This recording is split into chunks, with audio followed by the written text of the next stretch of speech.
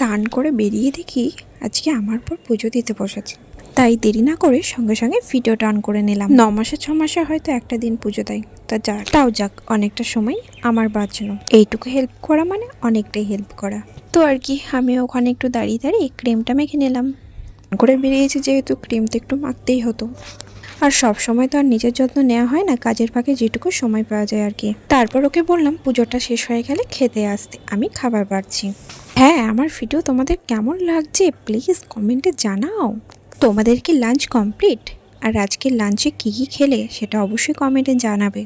তারপর আমিও ভাত বেড়ে নিচ্ছি, আর ও পুজো শেষ করে চলে এসেছে। এখন দুজন একসাথে খেতে বসবো। আর ওকে এটাই বলছিলাম যে আমি তোর প্লেটটা সাজিয়ে একটা ভিডিও যতক্ষণ না করবো ততক্ষণ তুই কিন্তু খাবি না। জানি এটাকে ইনসাল্ট করা বলে, তো আর কি, তো ভিডিও দেওয়ার জন্য ওর সাথে এইটুকু করতেই পারি। তারপর ও খেতে বসে গেছে আর আমিও খেতে বসেছি। টাটা বাই বাই, এখন আমরা লাঞ্চ করে নিই, আবার দেখা হবে পরে কোনো ভিডিওতে।